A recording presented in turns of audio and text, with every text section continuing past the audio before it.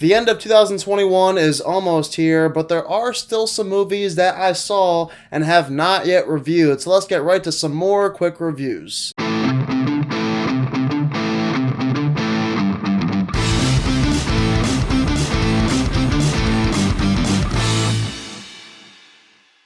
Back to where it all started. Back to The Matrix. The Matrix Resurrections comes from one half of the Wachowskis, starring once again Keanu Reeves and Carrie-Anne Moss. Years after the Machine War, Neo finds himself in a new Matrix and must choose once again between taking the red pill or the blue pill. I guess some people could not wait for a fourth Matrix movie. Personally, I'm not a Matrix movie buff. I think the first movie is great. The second and third are okay, and then the fourth one, I never once thought about them ever making it. Simply put, I don't think the movie was ever a necessary creation, and after watching The Matrix Resurrections, I still stand by that. There is absolutely no reason for this movie to exist. I thought the third movie ended fine. Just like the original three, Keanu Reeves is great once again, as well as Carrie-Anne Moss, who reprises her role as Trinity. They're the best parts of the movie. After all, this is the fourth Matrix film. It's been 18 years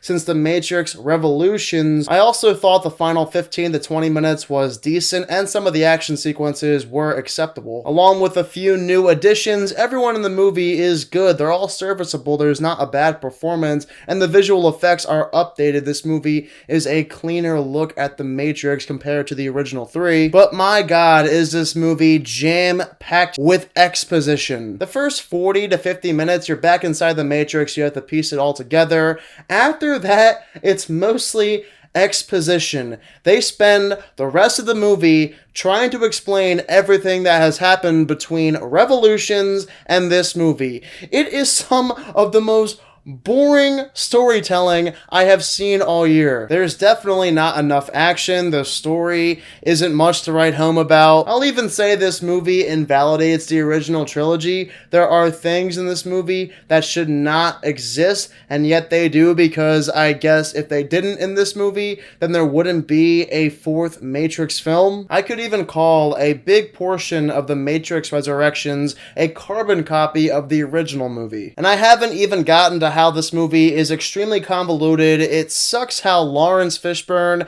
and Hugo Weaving aren't back to reprise their characters. I just didn't find this movie interesting or necessary. It's the worst of the four for me. So I'm giving The Matrix Resurrections a 45%.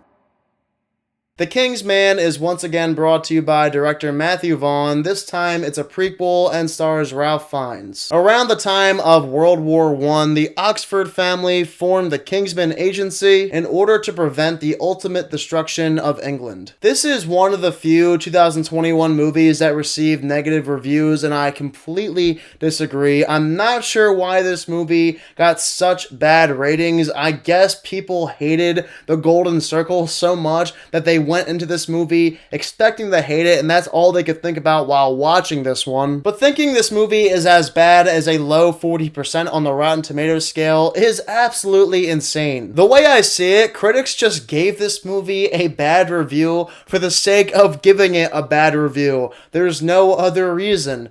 And I honestly found The King's Man to be one of the year's best movies. I think it's right on par with the original Kingsman from 2015. In this Kingsman movie, Matthew Vaughn finds his inner Quentin Tarantino by adding history to the equation. And when he brings history into the equation of The King's Man, he not only tells it accurately, but he also changes some things for comedic purposes. Just like how Quentin Tarantino does it, he either changes it for comedic purposes or for storytelling purposes, but it usually works, and in The Kingsman, it works here once again. Like the other movies, there's high-octane action. One fight coming at the end is one of my favorites of the franchise so far. There's one shocking moment that I did not see coming from a million miles away. It might be the most shocking moment out of any film I've seen in 2021. The acting is sharp. Ralph Fiennes makes this performance his own. Everyone else in the movie is also great. Same with the writing, especially when it came to the movie's villain.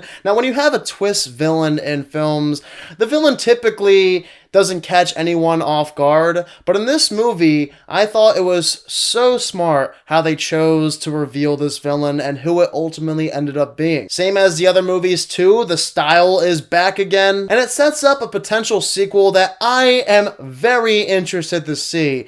I don't know why people don't like this movie. The only issue I had with it was how it did get a tad bit convoluted, but besides that, this was a blast from beginning to end, especially because of Ralph Fiennes' performance and seeing how the Kingsman agency came to be. I highly recommend you check out The Kingsman. Even if you hated The Golden Circle, this one is so much better. It's right up there with the first one for me. I am giving The Kingsman an 80%. Finally, Don't Look Up. It's Adam McKay's newest movie, but this time it's not based on anything and it's not a comedy. I'm not really sure how to describe this movie. When a deadly comet approaches Earth, two scientists must convince the United States government and the rest of the world of its impending arrival. So just think Armageddon with less space sequences and Michael Bay-isms and more Adam McKay-isms and a lot of dark humor. There's no other way of saying this. This was one of my most anticipated movies of 2021. I could not wait for this thing. Adam McKay's made some great movies, most recently Vice, a movie I really enjoyed, and this one has an even better cast starring Leo DiCaprio, Jennifer Lawrence, Timothée Chalamet, so many others. It is one of the year's best casts, but unfortunately, outside of the concept, I did not find Don't Look Up intriguing at all. The best way I can describe Don't Look Up is that it's pure propaganda with A-listers front and center. I might have laughed a few times. The concept itself is a good one, and I liked the direction they went with the ending. Of course, before we got to the end credit scene, which was one of the worst end credit scenes I've seen this entire year, maybe of all time. The movie tries to sell us the idea that half the US population would choose to look down instead of looking up and facing reality, which I find so stupid because I'm pretty sure if the world were ending, that's not how it would happen at all. Like literally, if you're a character in this movie, all you have to do is look up at the sky and see that there is a comet coming down that's about to kill us. For some reason, every single character almost in Don't Look Up is as dumb as a rock. I guess that's kind of the point, but the movie has no interest in looking at the other point of view. It only ever shows its own because I guess the way Adam McKay thinks is that his line of thinking is the most important and the only one that's right compared to everyone else. As far as the rest of the movie goes, it's unfunny, the characters aren't likable, and there's zero character development throughout. Everyone in Don't Look Up is fine. I enjoy Leo as always, but nobody really gets utilized that well. The characters don't have much to do other than complain and yell and scream and try to convince everybody that we're all about to die, and that's pretty much what this entire movie is. That's all the characters ever do. It's either they act crazy or completely ignorant to the situation. And apparently Mark Rylance's character is supposed to be Elon Musk or something close to him. But my God, this was one of the worst performances I've seen from this actor. This guy deserves so much better. His character was awful. So I'm giving Don't Look Up a 40%. Alright, those were my last few quick reviews of the year 2021. If you also have any thoughts on those movies above, let me know down below in the comment section. I do plan on seeing American Underdog 2 right before the new year. I probably won't have time for a full in-depth review of that movie, but maybe I'll do a TikTok quick review or a YouTube quick review. Regardless, you know exactly what's coming up next. My top 10 best movies of 2021. It's finally here. I cannot wait to do that for you guys. And as always, if you are new to my channel, click the subscribe button and give this video a thumbs up if you enjoyed it. Thank you all so much for watching this video, and I hope you all have a fantastic day.